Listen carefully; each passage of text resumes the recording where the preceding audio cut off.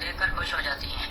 پھر وہ ملا کا شکریہ ادا کرتی ہیں اور اس کی کافی تعریفیں کرنے لگتی ہیں. اس کے بعد وہ دونوں خوشگوار موڈ میں باتیں کرنے لگتی ہیں. دوسری طرف ارطغرل کا قافلہ عقیدہ خان کے اسٹ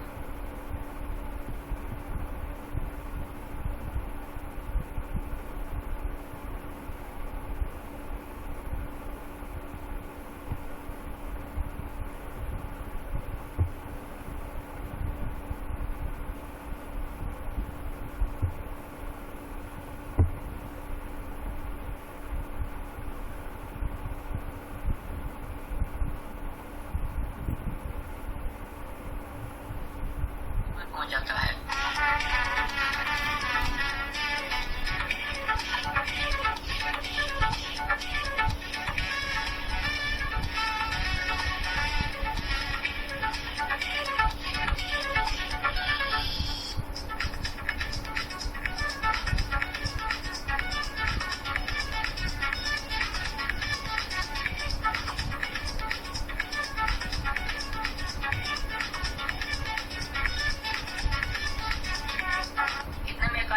سامنے آتا ہے. نیان اسے کہتا ہے میرے خان کو بتاؤ کہ میں آ گیا ہوں اور انہیں بتاؤ کہ سلطان غیاث-الدین نے ارطغرل صاحب کو ایلچی بنا کر بھیجا ہے. یہ سن کر وہ آدمی اندر کی طرف چل پڑتا ہے. سب لوگ گھوڑا سے اتر آتے ہیں. پھر نیان ارطغرل کو کہتا ہے اگر تم کوئی کھیل کھیل رہے ہو تو تمہیں اس کی بھاری قیمت چکانی پڑے گی. ارطغرل خان کے سامنے محتاط رہنا. تمہارا ایلچی ہونے سے خان کو یا مجھے کوئی فرق نہیں پڑتا. پھر نیان کہتا ہے ہماری یہ کہاوت ہے سوچو زیادہ اور بولو کم. اگر تم نے کچھ ایسا بولا جس سے خان کو غصہ آ گیا تو تم یہاں سے زندہ نہیں جاؤ گے اور میں اپنے سب سے بہادر دشمن کو کھانا نہیں چاہتا. ارطغرل آگے سے کوئی جواب نہیں دیتا اور اپنے ساتھیوں کو کہتا ہے آپ یہیں رک کر انتظار کرو. ہماری ذمہ داری مکمل ہونے کے بعد ہم قبیلے کی طرف واپس روانہ ہو جائیں گے انشاءاللہ. پھر ارطغرل اور نیان چل کر آگے آ جاتے ہیں. اتنے میں اندر سے ایک آدمی آ کر کہتا ہے عقیدہ خان آپ کا انتظار کر رہے ہیں. نیان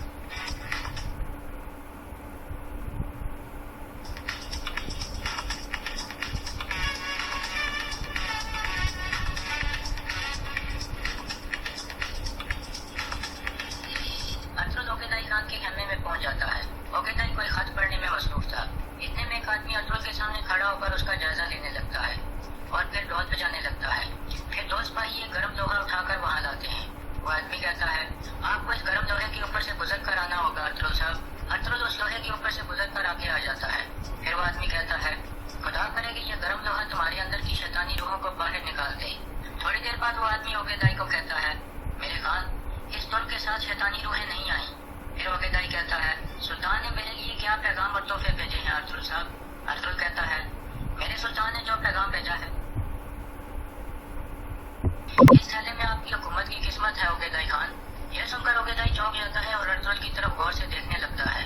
دوسری طرف گائے کی بلی میں عالم گویا کہتی ہے کیا ہوا مرگن کیا تم نے خط حاصل کر لیا ہے. مرگن کہتا ہے ہاں میں نے حاصل کر لیا ہے. اس خط میں منگول جاسوسوں کی حرکات کا ذکر ہے. اس میں بہت اہم معلومات ہے عالم گویا. عالم گویا کہتی ہے یہ خط بلند کے پاس جائے گا مرگن. ہمارے آدمی سلجوق سپاہیوں کی وردیاں پہن کر بلند کے پاس جائیں گے. کونیا اور قلعے کے درمیان لازمی کوئی خفیہ الفاظ ہوں گے جس سے وہ شناخت کرتے ہیں. بلند سمجھ جائے گا کہ وہ سپاہی منگول ہیں. پھر وہ ان کا پیچھا کر کے ان کے اثر ٹھکانے کا پتہ لگانے کی کوشش کرے گا. مرگن پوچھتا ہے تو پھر کیا ہوگا. عالم گویا کہتی ہے ہم ان تینوں سپاہیوں کو کسی اور طرف بھیج دیں گے. بلند بھی پیچھا کرتے ہوئے اس طرف چلا جائے گا. اس طرح ہمارا نام صاف ہو جائے گا. مرگن کہتا ہے اور پھر وہ مزید ہم پر شک نہیں کرے گا. دوسری طرف ارطغرل عقیدہ خان کے سامنے کھڑا تھا. عقیدہ کہتا ہے یہ کب سے ہوا آپ کے ہاتھ میں آ گئی ہے ارطغرل صاحب. ارطغرل کہتا ہے میں جانتا ہوں کہ آپ ایک عظیم خان ہو جو چنگیز خان کے قوانین کے ساتھ وفادار ہے لیکن شہروں کو آباد کرنے کی بجائے آپ انہیں جلا کر برباد کر دیتے ہیں. عقیدہ کہتا ہے کیا تم سلطان غیاث-الدین کے ایلچی کے طور پر مجھے نصیحت کرنے آئے ہو یا خراج تحسین پیش کرنے آئے ہو. ارطغرل صاحب سلطان کو کہو کہ وہ خدا کا شکر ادا کرے کہ میں نے ابھی تک اس کے شہر نہیں جلائے. ارطغرل کہتا ہے ہم مسلمان جن شہروں کو فتح کرتے ہیں ان کو جلا کر تباہ نہیں کرتے بلکہ انہیں آباد کرتے ہیں. یہ ہماری ریاست کو رحمت والی ریاست بتاتا ہے. ہم جانتے ہیں کہ جو ریاست شہروں کو برباد کرتی ہے اس ریاست کا جلد یا دیر سے گرنا لازمی ہے.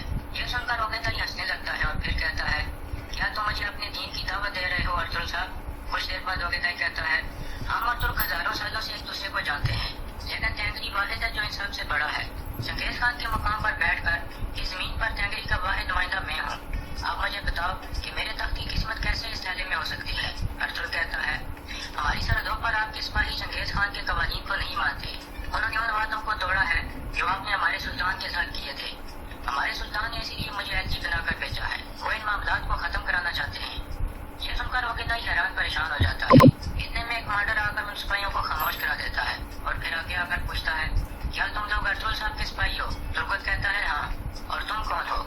कमांडर कहता है, मैं पुतलू भाई, मैं भी तुम्हारी तरह एक तुर्क हूँ, मैं उबेदाई की फौज का एक कमांडर हूँ।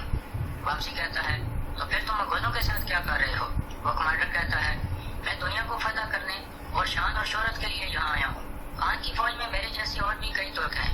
लोगत कहता है, अल्लाह के हुक्म से अनातोलिया अभी भी तुर्कों की हकमियत में है। कमांडर कहता है, अनातोलिया के सारे सिपाही भी हमारे साथ मिल जाएंगे, आप थोड़ा आराम कर लो, मैं दोबारा तुमसे बात करूंगा। ये कहकर वो कमांडर चला जाता है। दूसरी तरफ जैसे किले में एक सिपाही अंदर आकर गुलाब को कहता है, मुसलमानीन के राजा की तरफ से 3 कासिद आए हैं हुजूर। गुलाब कहता है, उन्हें अंदर लाओ। इसके बाद 3 मंगोल सल्जूक सिपाहियों के बेस में अंदर दाखिल हो जाते हैं। गुलाब उन्हें खुश आमदीद कहता है। फिर एक आदमी गुलाब को खत देता है। गुलाब उसे खोल कर पढ़ने लगता है। दूसरी तरफ ओबेदाई कहता है, तुम्हारी जुर्रत कैसी हुई कि तुमने मेरे ऊपर चंगेज खान के कवानीन तोड़ने का इल्जाम लगाया? अर्जुन कहता है, सच्चे अल्फाज एक तेज चाकू की तरह काटते हैं ओबेदाई खान। हमारे सुल्तान ने टैक्स दोगुने करने वाली आपकी दरख्वास्त कबूल कर ली है और वो अमन मायदे को मजीद बढ़ाने की ख्वाहिश रखते हैं, लेकिन इस अमन मायदे की सिर्फ एक ही शर्त है कि आपको सरहदों पर खिलाफवर्जियों को रोकना होगा। ओबेदाई कहता है, तुम्हारी जुर्रत कैसे हुई मुझे ये कहने की कि मेरे सिपाही खानों के खान ओबेदाई खान की अताअत नहीं करते और चंगेज खान के कवानीन तोड़ते हैं? अर्जुन कहता है, अगर आप सरहद के चंद सिपाहियों को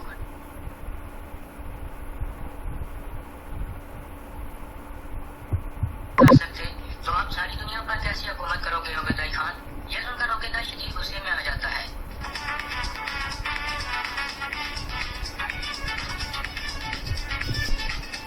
फिर ओबेदाई कहता है, मेरे सिपाही मेरे साथ वफादार हैं, तुम और तुम्हारा सुल्तान झूठ बोल रहे हैं। अगर तुम इस बात को साबित के बाद गुलाब कहता है, मुसलमानीन के राजा ने मंगोल जासूसों के बारे में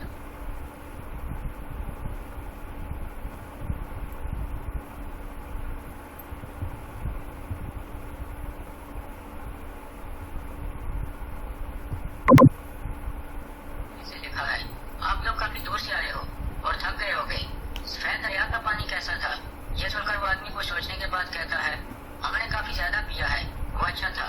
यह सुनकर बुलंद समझ आता है कि यह सल्जूक सिपाही नहीं है, लेकिन वो जाहिर नहीं करता। फिर वो एक कमांडर को बुलाकर कहता है, ये सिपाही काफी थक गए हैं, इनको आराम कराएं। इसके बाद कमांडर उन सिपाहियों को बाहर ले जाने लगता है तो बुलंद उसे आवाज देकर बुला देता है और कहता है, ये तीनों कासिद नहीं है, ये मंगोल जासूस हैं। कमांडर पूछता है, ये आपको कैसे पता चला हुजूर? बुलंद कहता है, जब मैंने इनसे पानी के बारे में पूछा तो इन्हें कहना चाहिए था कि पानी मिट्टी से ज्यादा मीठा था। ये गोनियों के साथ हमारे खुफिया अल्फाज हैं। कमांडर कहता है, तो फिर मुझे इजाजत दें कि मैं तीनों की गर्दन उड़ा दूं। बुलंद कहता है, नहीं, इनको अभी आराम करने दो, वो यहाँ से निकलकर अपनी असल ठिकाने पर जाएंगे, फिर हम उनका पीछा करके वहाँ पहुँच जाएंगे। दूसरी तरफ अर्जुन कहता है, नयान खुद इस बात का गवाह है कि कुछ नकाबपोश सिपाहियों ने यहाँ पर हमला किया था जब हम आपके कैंप के नजदीक पहुँच गए थे। वो सिपाही जानते थे कि इस थैले में उन कमांडरों के नाम मौजूद हैं जो आपके हुक्म की पैरवी नहीं करते। ओबेदाई कहता है, क्या ये सच है कि रास्ते में तुम लोगों पर हमला हुआ था नयान? नयान कहता है, ये सच है खान। फिर ओबेदाई कहता है, कौन है वो अर्जुन साहब? अर्जुन कहता है, ये वो लोग हैं जो चाहते हैं कि आप दानूब की बजाय सल्जूक जमीनों पर हमला करें। जान ले कि ये लोग कल आपकी हुकूमत छीनने से भी बाज नहीं आएंगे जब उन्हें मौका मिलेगा। ओबेदाई सख्त गुस्से में आ जाता है और कहता है, कौन है वो अर्जुन साहब? मुझे इस थैले में मौजूद नाम बताओ। इसके बाद अर्जुन के जहन में वो ख्याल आता है जब वो अपने खेमे में बैठकर सुल्तान गयासुद्दीन को एक खत लिख रहा था, जिसमें वो लिख रहा था, सुल्तान आप मुझे अपना एलची बनाकर भेजना चाहते हैं और सरहदों पर सिपाहियों की खिलाफवर्जियां रुकवाना चाहते हैं। ओबेदाई खान चंगेज खान के कवानीन की सख्ती से पैरवी करता है। अगर सरहदों पर उसके सिपाही खिलाफवर्जी करते हैं तो इसकी जरूर कोई वजह है। मुझे यकीन है कि ओबेदाई खान के कुछ कमांडर उसका हुक्म नहीं मानते। उनको जानना हमारा काम नहीं है, लेकिन ये साबित करना मुमकिन है कि वो मौजूद हैं। इसलिए आप महल में ये खबर फैला दें कि आप उन कमांडरों को जानते हैं जो ओबेदाई खान का हुक्म नहीं मानते और सरहदों पर खिलाफवर्जी करते हैं, और उन कमांडरों के नाम आप मेरे जरिए ओबेदाई तक पहुँचाने वाले हैं। अगर हम सच निकले तो वो कमांडर रास्ते में हमारे लिए जाल बिछाएंगे और वो नामों वाला थैला छीनने की कोशिश करेंगे। इसके बाद अर्जुन ओबेदाई खान को भी इस मंसूबे के बारे में बताता है तो वो ठंडा पड़ जाता है। फिर अर्जुन कहता है, इस थैले में सिर्फ एक ही चीज है और वो है अमन के मायदे का कागज, जिस पर सुल्तान ने अपने खून से मोहर लगाई है। फिर ओबेदाई वो मायदे वाला कागज लेकर पीछे चला जाता है और एक कमांडर को कहता है, जाओ और उन मरे हुए आदमियों के चेहरे देखो जो अर्जुन साहब के जाल में।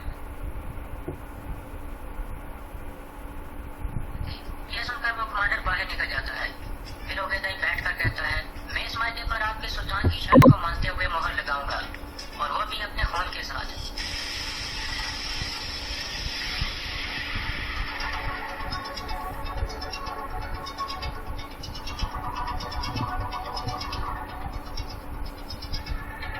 इस तरह ओबेदाई उसामत मायने पर मोहर लगा देता है। फिर ओबेदाई कहता है, लेकिन अरतुल साहब, आपके लिए मेरे पास एक पेशकश है। ये सुनकर अरतुल सोच में पड़ जाता है। बाहर अरतुल कमांडर अरतुल के साथियों के साथ बैठा हुआ था और कह रहा था, मैं ओबेदाई खान की फौज में शामिल तमाम तुर्कों का जिम्मेदार हूँ। मैं हर चीज के बारे में जानता हूँ कि कौन क्या है। सल्जूक रियासत तकरीबन खत्म हो चुकी है। अनातोलिया के सिपाही भी मालिक गनीमत के लिए ओबेदाई खान की फौज में शामिल हो जाएंगे। तुर्गत कहता है, आप इतने पुरयकीन मत हो। अनातोलिया में भी ऐसे बहादुर मौजूद हैं जो मालिक गनीमत में कोई दिलचस्पी नहीं रखते। यह सुनकर वो कमांडर कहता है, लेकिन हम फिर भी उनको अपने साथ शामिल कर लेंगे। हम कुछ ऐसा करेंगे कि वो बगैर कोई सवाल किए हमारे हुक्म की पैरवी करेंगे। ये सुनकर तुर्गत को वो ख्याल आता है जब स्लेबिया ने उसे कैद कर लिया था और नशा और दबाव बनाकर अपने बस में कर लिया था। इसके बाद